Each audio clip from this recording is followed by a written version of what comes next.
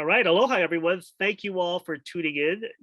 This is the first annual Kani Kūola Music Festival, and our panel today is entitled Music and Hawaii's Creative Industries. I am Eric Lagrimas. I am an instructor and faculty member at Honolulu Community College's MELI program. We are the Music and Entertainment Learning Experience, the only program in the state of Hawaii that teaches students about the music business and audio engineering. So for today's panel, I brought together an assortment, or should I say a cross-section of music and entertainment, and hopefully these guests will help educate you and providing you with an understanding of what the creative industries have to offer. And a lot of people think, oh yeah, I'm in music, I need to make an album, I need to perform on stage. It's a lot more than that. Okay, so I hope that today's panel will give you guys some insight as well as some perspective on some pathways that you might take. So I brought together three guests. I feel that these guests are truly experts in their field.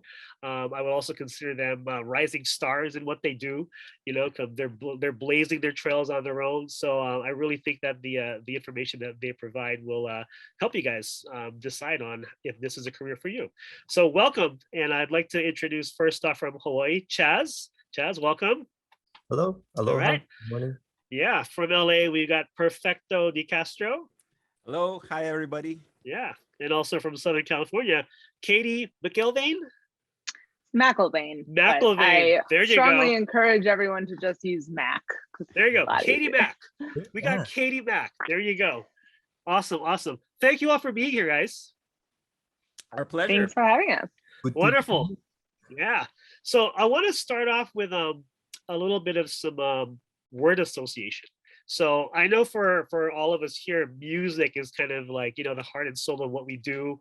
And I'm just gonna have one word, and I want you guys to just let me know what comes to your mind when I say this particular word. So let's start off with Chaz. So Chaz, when I say creative industries, what does that mean to you? Creative industries?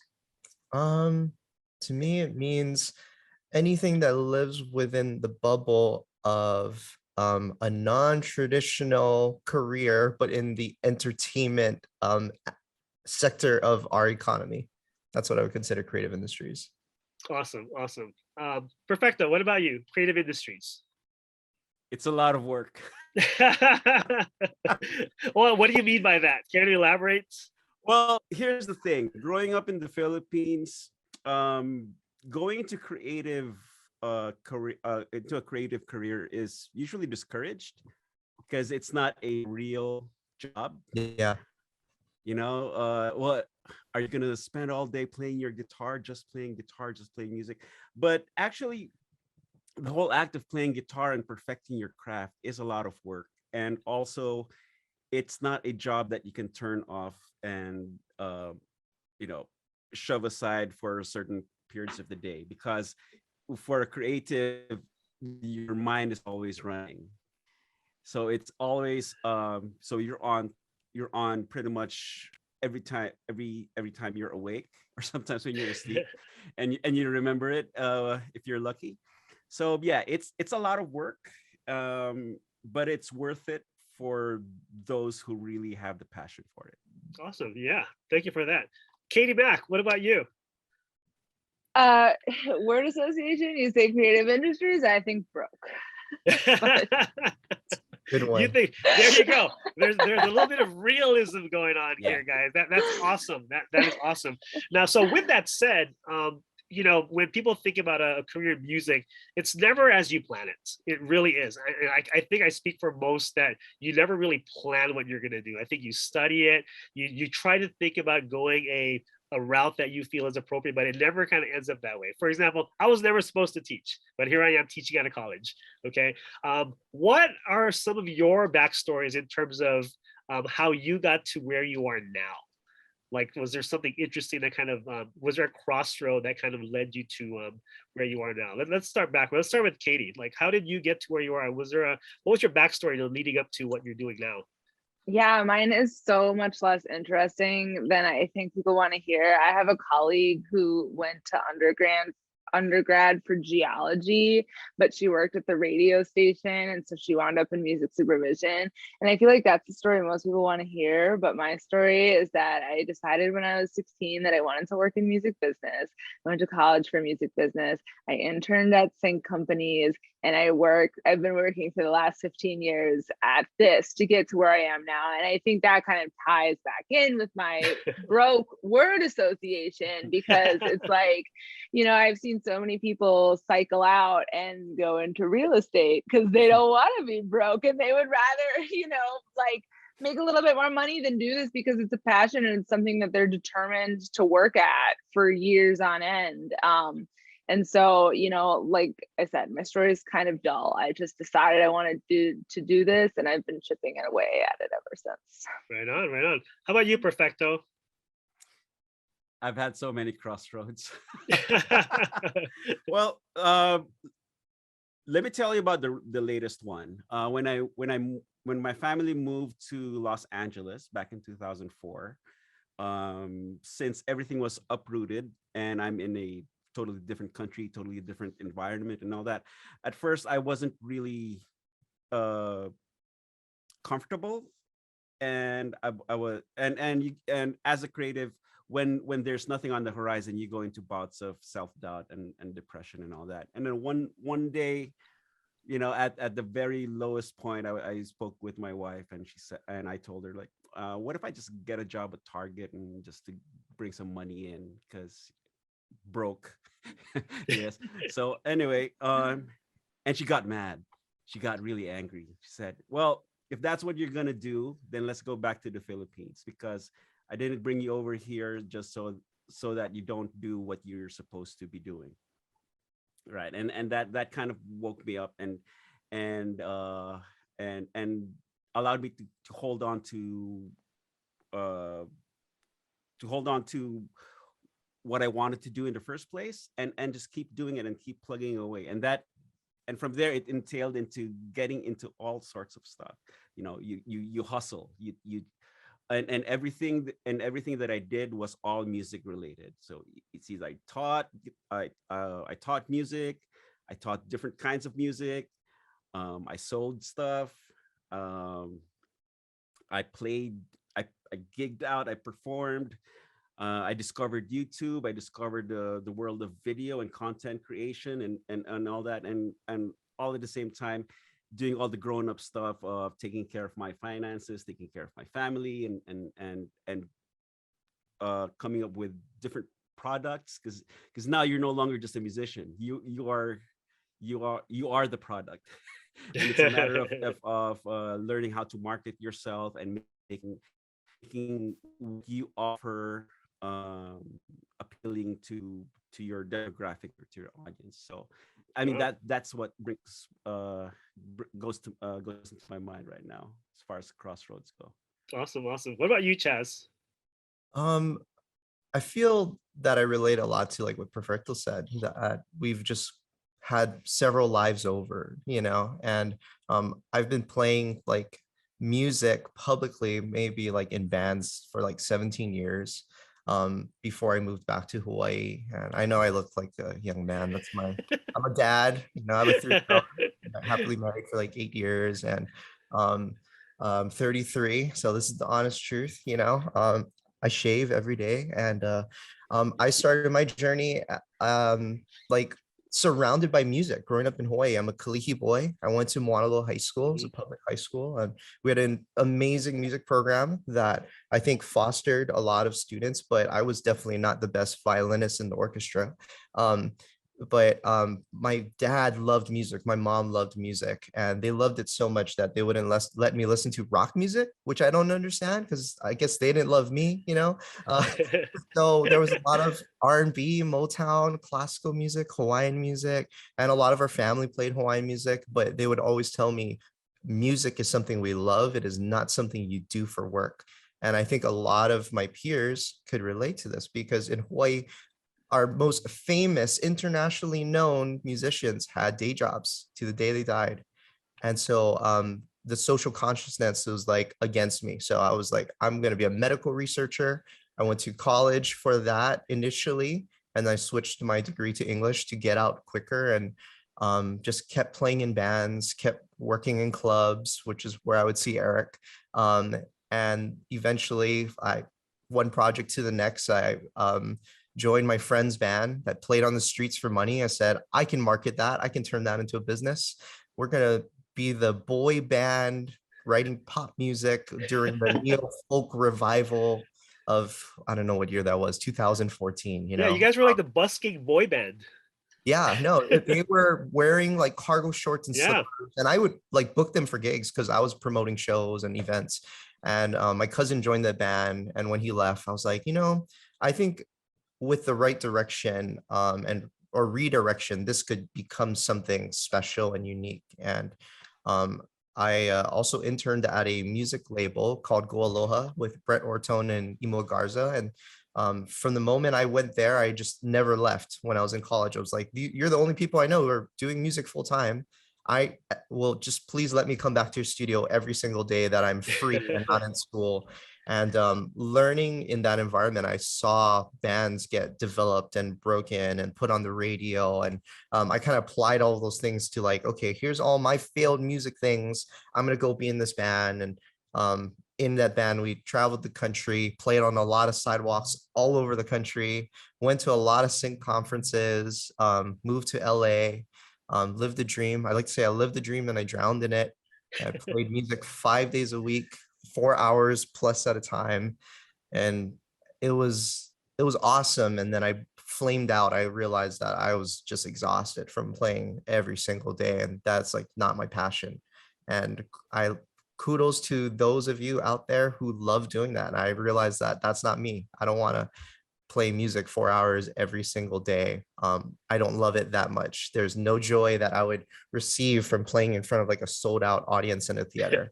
But I love interacting with people. I love writing music. I love being in the studio. And so I like looked at all these people around me in LA and I was like, man, there's like this white boys club, no offense to anyone out there, but there's this like white male Caucasian industry where people sit at home, make music and live off of their royalties.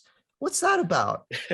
So I just went looking and I started just asking everyone I knew and like just sitting in on sessions and like hopping from studio to studio, trying to learn about like making music for film and television. And so that's what I do now. Awesome. That's a great transition. So speaking of film and television, what does your day look like in your respective expertise? You know, so with Katy, you're a music supervisor. That's your world. What does a day look like for you in music supervision and sync? A typical day. You know,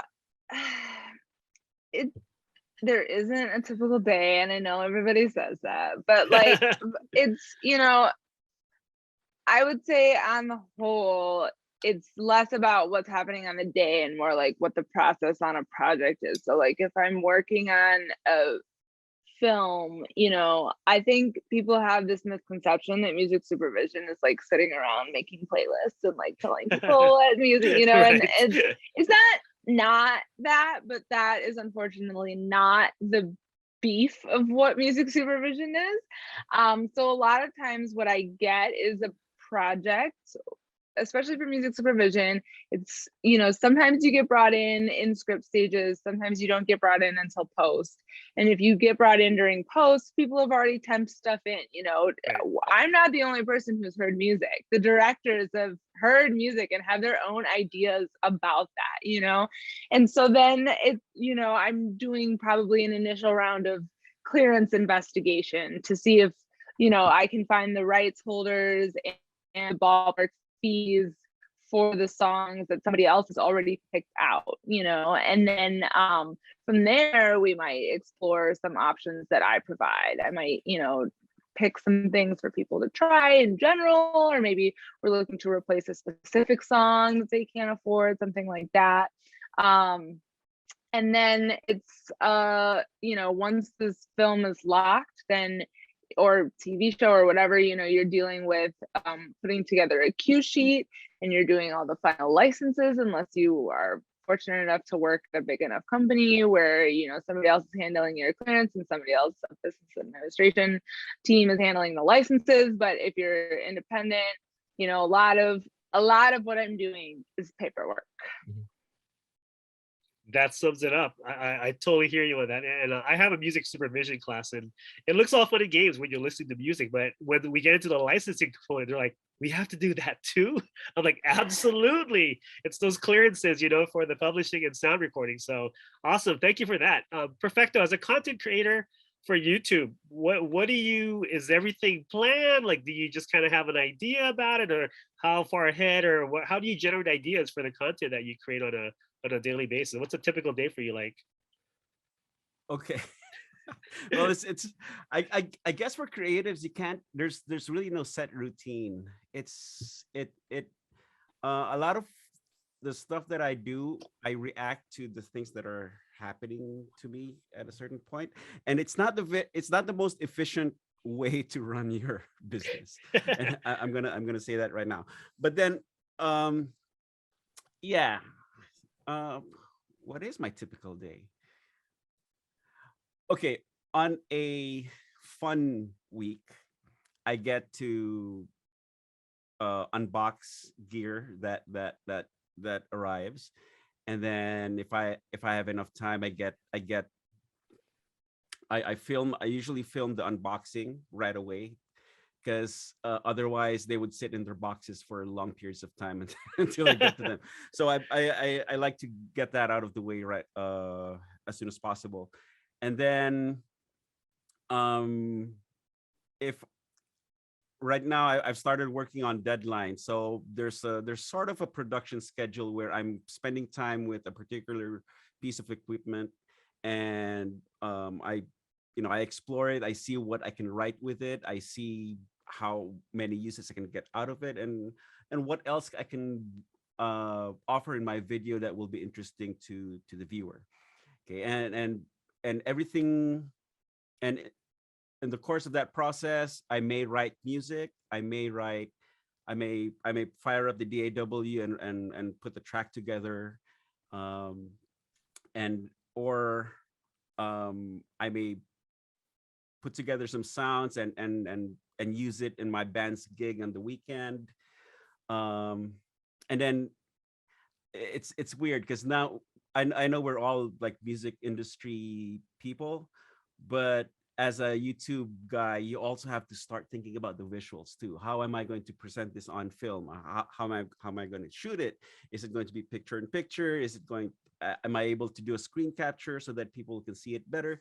And yeah, it's a lot of things to take into consideration, and of course and then you have to find time during the day to eat and and take care of my other stuff, because adulting. Yeah, exactly, because like people see this room like with all those guitars, all those amps and all this, and they fail to recognize that I'm also a person with a life outside outside of this that I have to do as well. So yeah, it's just trying to get that balance. Yeah, especially with creatives who don't know how to shut their brains off. Awesome. That's some good insight. Chaz, what about you? I used to be a hot mess where I would just run 100 miles an hour, 7 days a week, and I would take every possible gig I could. And so I would say, like, when I was in LA still, before I moved back to Hawaii before the pandemic, I would do everything. I would do like gigs. I would still gig on the side as a sideman. I would do tech jobs. Like I was doing like admin publishing work for this person, studio rat for this person, trying to like write songs in my own sessions. And there were no boundaries, which is why I kind of like left the artist career, because I wanted to be able to tell my family, Thursday night, we can go out to our neighbor's house and have dinner. That like no matter what aspect of the creative industry we might be, like there will always be deadlines, and like yeah, there are seasons or points where we have to stay up all night and just burn that midnight oil, and there's nothing wrong with that. I think that's a great thing to do. I think it means we're being professional, but I also know that we, all four of us, are expected to operate like pro athletes every single day we wake up to work, but we have none of the amenities to keep us playing as a pro athlete, right? Like we don't have the gym or the personal trainer, the masseuse, or the supplements and like there's all these things that even like tech industry too, right? Like tech industry has a high burnout rate as Yeah. well. And so I think I had to learn to self-regulate myself and my schedule in order to keep being efficient, being available, and like working on firing off on all cylinders. So I wake up at 6:30 every day and I go for a 30-minute walk. I don't look at my phone screen. I don't listen to music. I don't drink any caffeine. And I walk for 30 minutes and I clear my head. You could say it's like a form of meditation as well. And then I come home and then I will allow myself caffeine and to start checking emails and seeing the blue lights around. And that first 30 minutes is like so precious to me because my son's not up yet. If he wakes me up, I'm in a bad mood. But if I wake myself up before he wakes me up, I'm in a great mood. I don't need caffeine. And it's just like, that's like the best natural high that I think I can have. And I messed my back during COVID because I was just sitting in a chair, every day, all day. I spent a lot of money having to go to specialists at the end of last year because my back and my legs were all messed up.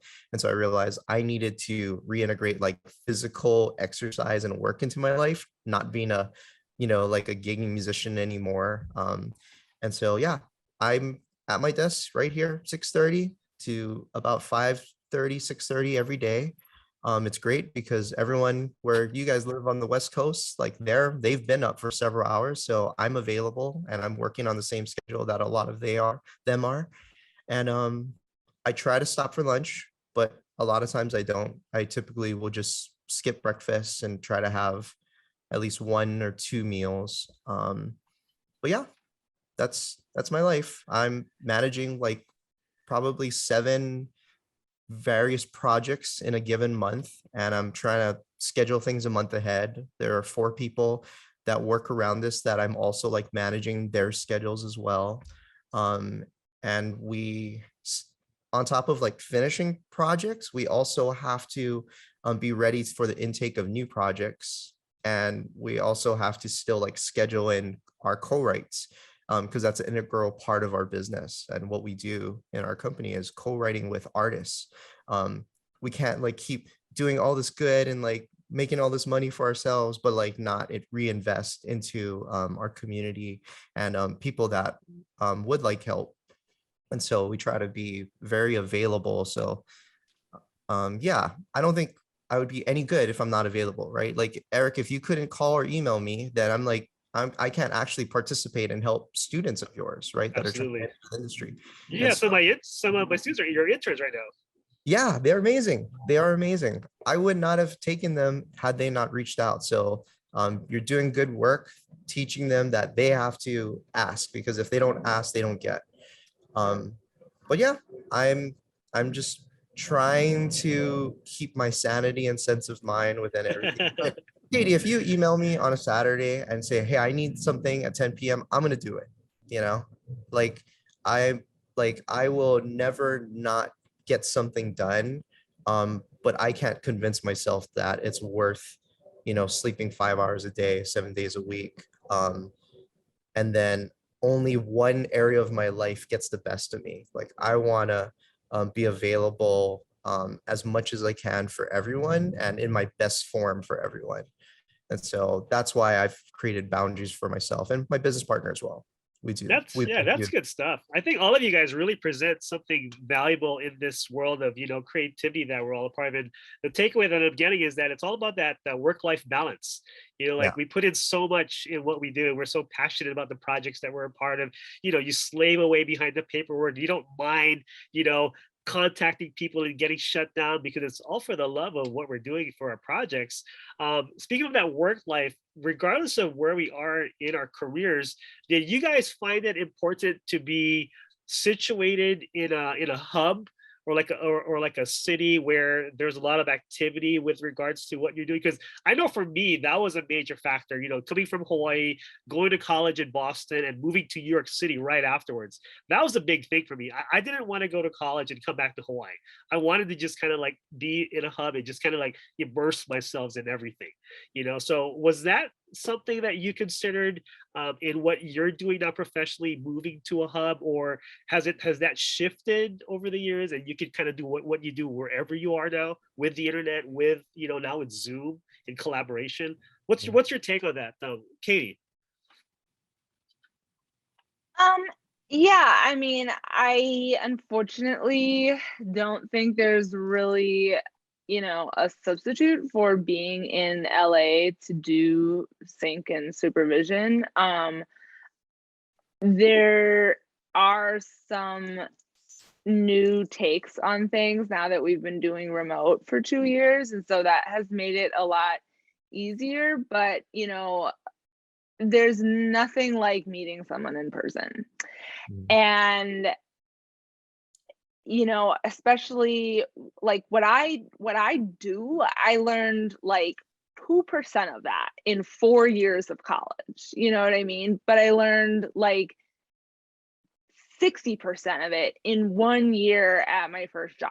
And like my internship, I did like 6 or 7 internships, and that was where I learned a lot of my stuff. And I got those internships through, people I knew in person, because I had class with one person who had a job and he brought me in at his company to be an intern. And then that internship wound up introducing me to the first person who hired me full time. And, it can be done, but I think you definitely have a leg up if you can mix and mingle and network in person. I struggle with that even for growing my business now in the position that I'm in. Like it's still hard without in-person events. Right. I'm still looking forward to those get back up and running, so that, on the one hand, my day-to-day now, no, I absolutely don't need to be in a hub. I'm not, I don't have to have like 3 monitors set up and like my keyboard and everything. Like, Right. so that is, I am grateful for that, because I go on trips, I, go visit people, and I have my laptop and I can do that from anywhere. But the networking part is really key, continues to be. I think it was really hard if you're not willing to, come, maybe fly in once a year for the big events or something like that. It's really hard to do that completely remote, Yeah, that's true. Perfecto, how about you? Location, is that a big thing for you?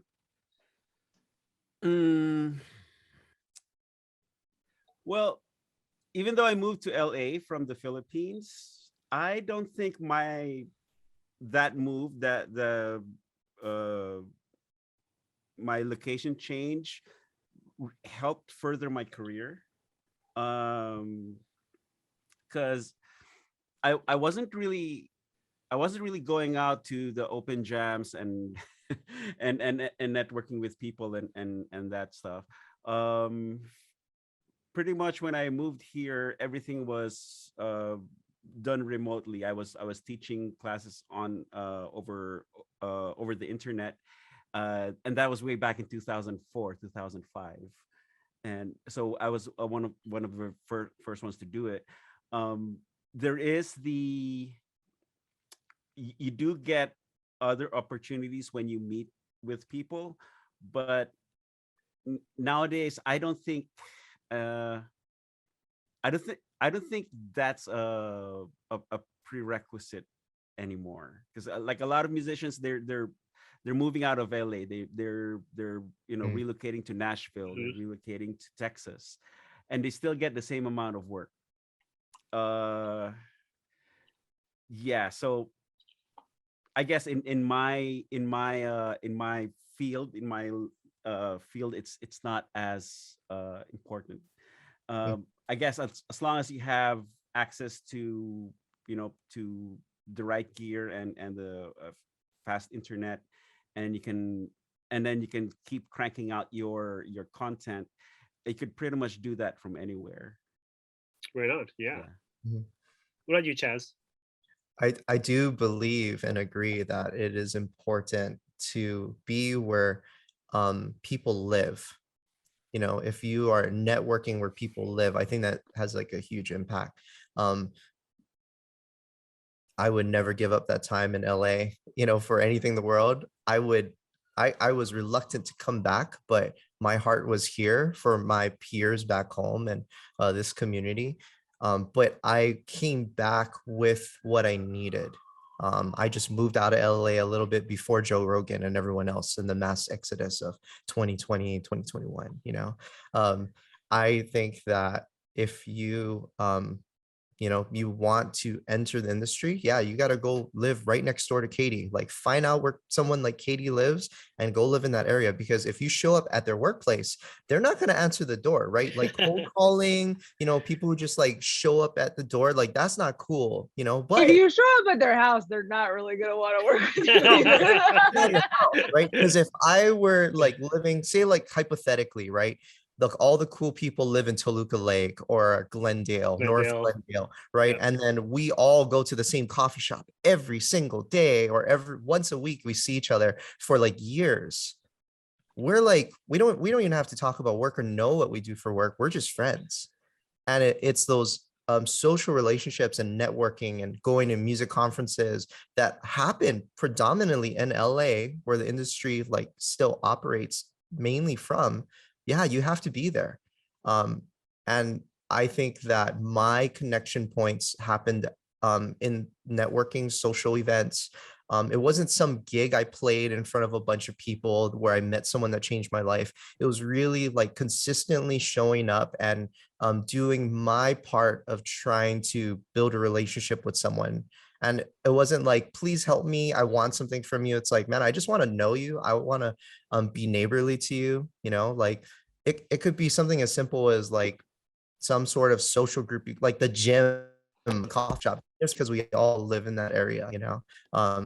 Maybe you want to be strategic, you know, and not do what I did. I lived in Inglewood for a long time. So my strategic neighbor like was a mechanic who had a studio in his apartment. He was like, oh, you play music, come over to the studio. And I was like, nah, dude, because I know all you and the other guy next door. I know that guy, he sells drugs. I'm cool, you know, like, but I think just being there is like, that's the thing. Because the people that I work with now were people that I'd met a while, you know, years back, but I just kept showing up. I just kept showing up to that community of like songwriting conferences, or like maybe this person we knew like would have like in a showcase and we'd go watch that showcase or hang out at the hotel cafe, whatever it is, you know. Yeah, that's a great transition point because one of my topics of discussion was networking, and I think you guys touched on it a bit. And I wanted to know from your perspective, you guys kind of mentioned it a bit. Now, in terms of getting to that next level, networking is huge, and I think with the pandemic that happened, it kind of hindered a lot of our activities. And one thing that I had in mind was something like the NAM show. Something as big as that where you can really have that face to face with someone. Is there something that you feel like maybe you could bring up NAM and how it's helped you, but is there anything in your respective areas that you feel is an important, let's say like a convention or a workshop that happens annually that could be a make or break moment for, people that are interested in this field? Would you care to share anything in your respective areas? So Katy, for you? Well, I think that has really changed. I've lived in LA for 11 years now. And when I first got here and I was an intern, sync wasn't on everybody's radar like it is now. And so people were having mixers and networking events, and I could go and be in a room of 100 people and meet, 20 of them. And then the next month I would go to the next one and, 10 of them were the same. And so the repetition, I think, to Chaz's point, is like really important, because I've been on both sides of it. I've been the one who's forgotten the name of somebody who insists they've met me, and I've been the one whose name was forgotten, And so we, this is maybe just me rambling and reminiscing, but there used to be the Billboard Film and TV Awards, and then there was a big after party, and a publishing company called BMG would have a holiday party, and those were like the two things that everybody would go to every year, and everybody would, go to those parties, and it was a lot of fun. They don't happen anymore. The fire department shut them down too many times. So, and then of course with COVID. So now I would say that the biggest thing that I would never miss is the Guild of Music Supervisors Awards. Yep. And that can be tricky though, because that's gotten really big too. And it's their biggest fundraising event. So a lot of people buy tickets and a lot of people go. And so you have to know who you're looking for. You're only going to get maybe 5 minutes with somebody, and so then how do you get that repeat? Because that 5 minutes in that event alone is not going to do it. You know what I mean? So it's like, start thinking about it 6 months in advance. Who can you start emailing to have a Zoom call with? And then when you get there, you put a face to the name, because that's going to solidify it. Just going to those events or just being ahead on Zoom isn't going to accomplish what you're going for. But pairing everything together and getting that to click is that'll really help. But yeah, I would say if there's one event that I would not miss for my industry, it would be the Guild of Music Supervisors Awards in person. I didn't bother to go to the Zoom ones. Don't tell them. But like it's prom. It's our prom. Everybody gets dressed up, everybody goes and parties, and they're in a good mood. And yeah, we're not really talking about business, but we're there to hang out and have fun. And so yeah, a good point. I think I could speak for Chaz. I think for us, it would be like the Nahoku Hano Music Awards, and like the Hawaii Songwriting Festival, So, but yeah, I think every pocket has their own little, meet and greets where it's like the biggest night of the year. How about you, Perfecto? What would you say in your perspective as a content creator, musician?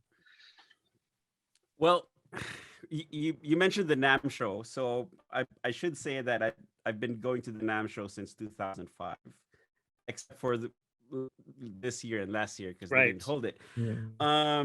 And my perspective of NAMM has changed over the years. When I first went to NAMM, it was like, ooh, it's the musicians' Disneyland. You get all this new stuff, right?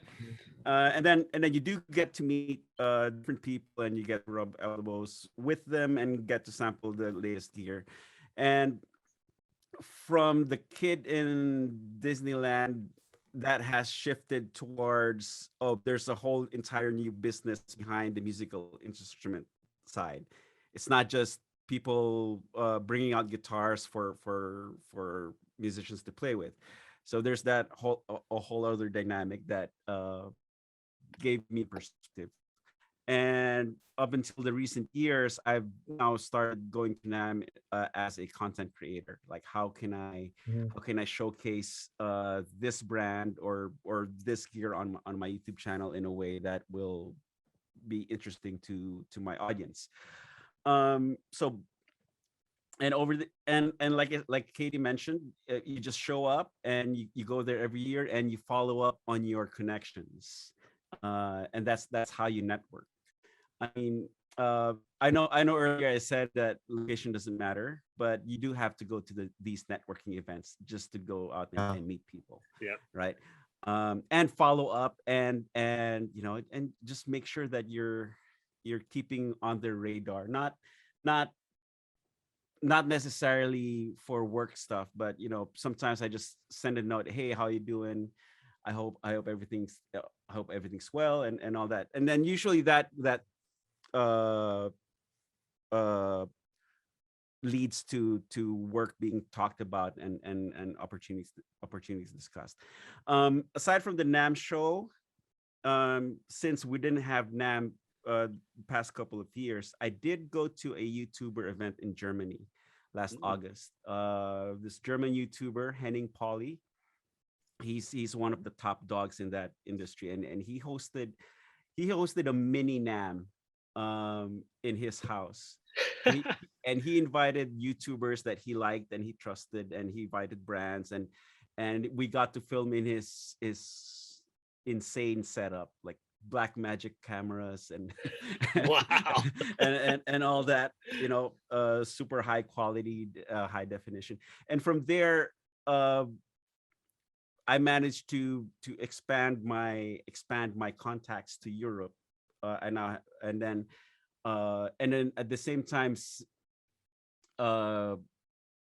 sort of stabilize my position in that YouTube part of that, in that part of the YouTube community, as far as gear demos and stuff. So, but that's not that's not open to everybody. So yeah, so trade shows and YouTube networking events, and just keep following up. Cool. Yeah. Chaz? Can I Yeah, Can I go for just add something to that? Because I think what Perfecto was saying about following up is really important. And one of the things that for me, when I was starting off and nobody cared who I was or was trying to meet me, I had a very different perspective on like emails and follow-ups and things like that. And I thought that when I sent a follow-up that went ignored, I took that personally, as that person wasn't interested in me. Mhm. They didn't care about what I had to say and they don't want to talk to me anymore. And then I had worked in the industry a while, and then people started emailing me and they wanted to talk to me. And then I got busy and I wanted to talk to them, but I forgot. And then this other thing came up. And so it took me so many years to realize that like a non-response is not a no. It's like to keep up with it and keep at it, and don't take it to heart, because people are just busy. And that is one of the biggest things that I had to learn, and hope that I can save a lot of people a lot of years of missed opportunities by sharing that. I'm glad you brought that up, because that's very important. I mean, it's you're not a pest if you follow up, but don't follow or you up might every be day. But then you weren't going to be their connection anyways, and so who cares? Yeah, I mean, gently follow up 2 or 3 times, and it's still no response, then that's it. Right. But just because it's okay to follow up doesn't mean you get to email them every hour. Good stuff. Yeah, Chaz, there's like this measurement, right? It's like if your manager's not cool, or if you, the artist, are not cool, it's like, why would you want to be around that person all the time? Like that would be like if someone signs you, right? Or if they're like, oh, we're gonna like do a session, or we're gonna do this long-term project together. If like you're not chill to be around, like they're not gonna want you around regularly, even if someone like us wants to help you. And so like, yeah, just be chill, So I know I'm saying like, hey, go hang out at the coffee shop near Katy, but part of that is like, man, like don't approach people like, hey, help, give me something. It's like, just be cool and chill, like just build like real relationships with people, like care more about like how someone else is doing and what's going on in their lives, especially past work, than just like what you're trying to get. And that's the thing that I like took away from the NAMM show. Like everyone's trying to get an endorsement, and I'm like, I don't care about the endorsement. If I get it, I get it, right? Like I know what I have is like pitchable so that I could get endorsement, but my pitch at the NAMM show is like, I'm trying to give something to the person I'm meeting, from artist relations, or marketing is actually their boss. You want to talk to the guy in charge of marketing, and I'm like, hey, here's something I made. It's like something you can't get here. It's like homemade salt, that I smoke at home, and it has like my information on it. And I just like, my pitch is usually like, hey, if I'm ever in your area, can I come check out the warehouse? Versus me saying like, oh, like this is my one shot to like nail a relationship with you. Like that's a lot of pressure. You wouldn't do that on a date, if you're like, like in that whole scene, right? And so I'm just like, hey, like, can we take a picture? So I'll take a picture with the person so that when I say like, when I email you, can I take a picture so that I'll send it back so we both remember, who each other are. And like people appreciate that consideration. And so I think in networking, you have to think about the psychology of the other person more so than yourself. Like they're saying, following up is important. Don't be a pest when you follow up, but I appreciate when you follow up, Like, I think that's awesome, you know, because I have like maybe like 20 to 30 communication interactions with other people every single day on top of my normal responsibilities. And when you follow up with me, it shows like, man, you care. And I think the psychology in this situation is, I want to know that you care more than I do, because if you are the budding artist, writer, like whatever it is, trying to find your place in LA or the industry, you have to care and show that you care more than everyone else. Because if I care about what you're doing more than you, why should I work with you? I'm not saying that's how I think. I'm just saying like that's the psychology that I've found. But the event you should go to, and if you're in LA, is Honey Pot. You will see the music supervisors there. You can buy them a drink. I think it's free sometimes, but someone like Katy, who's a music supervisor, will be DJing a set, and it is dope. It is the coolest thing. And sometimes they'll bring in bands. Like as an artist, you can go and play the show. So shout out to Jeff and John for keep running Honey Pot. A lot of bands like start off playing that gig at the Mint. Honey Pot is amazing. HUNNYPOT. It's not a conference. It's I think it's a weekly event they've been throwing for years. It is awesome. It's like a chill music supervisor hang where bands get to play. That sounds cool. It's amazing. Yeah, if you don't know about Honey Pot, that's a great thing to get into. If you don't live in LA, you should subscribe to Music Connection and read that constantly. It's very cheap for a subscription. My bias thing is the Hawaii Songwriting Festival. I've had the fortune to work closely on the advisory board for the last 5 years. We're a small music conference here in Hawaii. There's only 200 attendees. And for every one attendee, I think there's every 3 attendees, there's 1 staff member. So the ratio of staff to attendee is amazing. And everyone thinks they're on vacation, right? So because they're in like party mode, like at the Guild of Music Supervisors ball, like everyone thinks they're on vacation. So it's cool. Like we can hang out with one another and like form real relationships at the bar, at the restaurant, at the open mic, or like even in our workshops. And I've just like, as an attendee before I was involved, like I've met just incredible people who I can now say like are definitely mentors in my life and what I'm doing through that conference. That was something that I went to that changed my life, because I saw people that looked like me, that were my age, that were doing what I wanted to do. I'd really encourage everyone to look into that. It is like 90% happening this year. I can't say when as of yet. I'm not at liberty to do so, but we will announce very soon. Yeah, it's so good to have all these things coming back up, and it's just really stoked for it with the opportunities.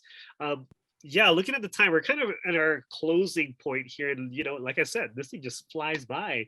So I think one of the last topics that I wanted to cover for our viewers is if somebody wanted to get into your line of work, what are some skills or recommendations or pathways that you think they should kind of get into that could help them kind of land a spot as a music supervisor, or become a better content creator, or as a music producer, working with various clients? Or what are some pieces of advice would you give to someone that want to say, hey, I want to get into music supervision like Katy Mac? That sounds really cool. So where do we go from there, Katy? I would say learn clearance if you want to do music supervision. The creative part, kind of anyone can do it, or you can learn, but the clearance part is sort of the hard skill that you can trade on, and it's you have to work out an organization pattern. You have to figure out how to do the research and where you look for these things. So I would think there are 2 things that if you know how to do clearance and you can find people to hire you, the minute you can find someone who's working on a film or a TV show and they want to hire you and call you their music supervisor, that's all you really need. You know what I mean? But it'd be good if you know how to do the job too. But you really just need someone who's going to make a project and call you that. So network with film makers and TV show, if you can find a room that all those people are hanging out in, it's tricky, but go to those kinds of things, work on get in the mix with people who are creating content, whether it's an ad, TV show, trailer, whatever medium you want to work in, and then work on learning the creative or the clearance as well. And I think those two things are really, fundamental. There's a lot of other stuff that you kind of need to know, but you can fake that if you get the job, Fake it till you make it. Perfecto. Make it. Make it. Yeah. There you go. Let's flip the script on that one. Yeah. Make it and fake it. Okay. Probably the best advice I could give is to never stop learning and to always and try to react to things that are happening around you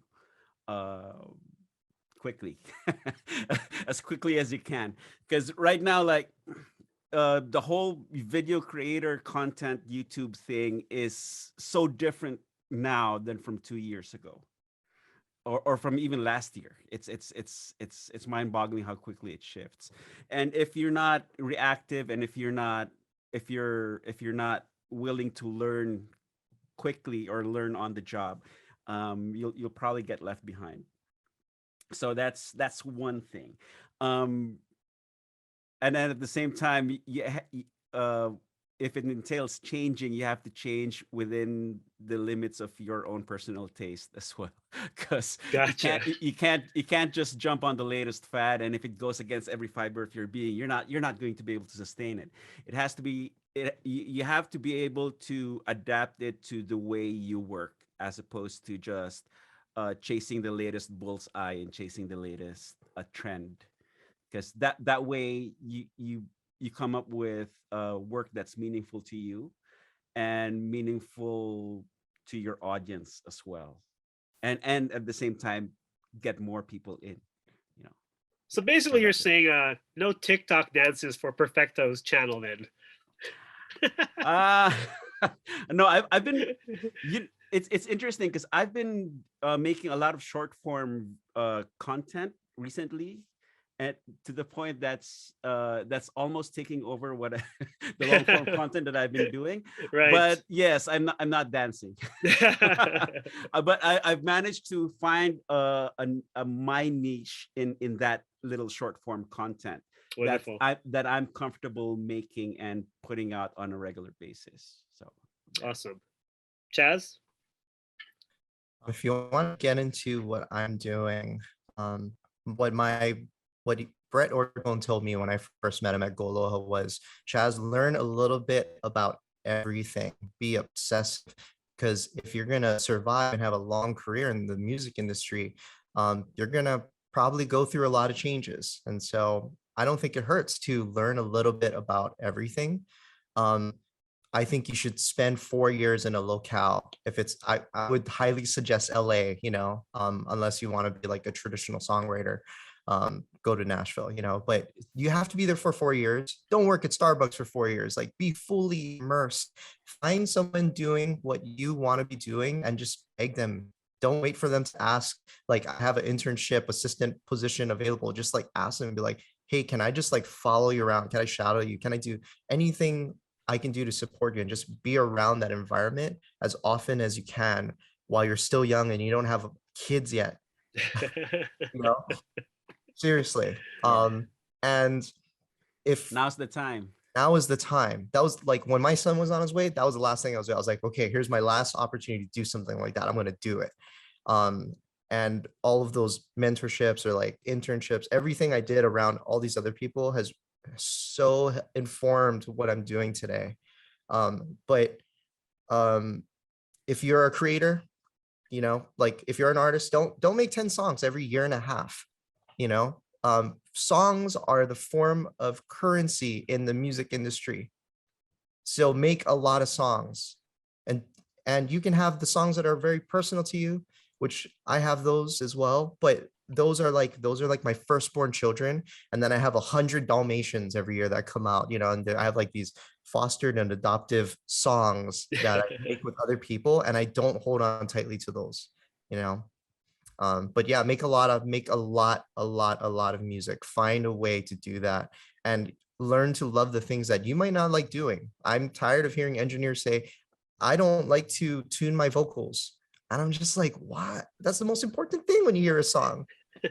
If it's a non-instrumental track, you have to love tuning your vocals, you know? Awesome. Awesome. Well, with that said, we are now at the conclusion of this. Thank you all so much for being a part of this discussion on Hawaii's music and creative industries. This is the first annual Kani Kūola Festival. Last moment here is please feel free to plug what you want to plug, websites, companies, etc. So let's start with Chaz and let's go backwards. Check out the Hawaii Songwriting Festival. I think it's amazing. I guess for myself, like I don't really do the IG thing very well. I don't have a personal IG, but if you want to reach out to me, my email is craftbrewsmusic@gmail.com. Our IG is just The Brews. We respond to everything. I try to get back to every email in a reasonable amount of time. And yeah, we have a record, like we're not artists, but we have a record that my production team are putting out this summer. It's called The Brews, and it features several of our peers in the local indie music scene. Awesome. Thank you. Perfecto? Everything about me, it can be found at perfectodecastro.com. If you just search for Perfecto De Castro on YouTube, on Instagram, and on Facebook, those are the three main things that I'm very active in. So there. Wonderful, wonderful. And Katy. I guess the thing that I would plug the most is my Diversity in Sync efforts. The little organization me and 3 others have been working on for the past couple of years. We're trying to sort of diversify the pipelines of where interns and entry-level people are coming from, and just, talent hiring in general. So check out diversityinsync.com, and especially people of color, women, definitely, on the back, producers, mixing, engineer, like all that stuff, like it's wonderful to see, not like Chaz is talking about, like not the soup of white guys all doing the same thing. Like I'm happy to answer questions and do anything I can for anybody who has a little something different to offer. Wonderful, wonderful. Awesome. Thank you all so much for being here, for being a part of this. Hopefully you, the viewer, took something away from this discussion. And until then, hopefully everyone stays safe, and we'll see you next time. Aloha, everyone. Thank you. Bye all.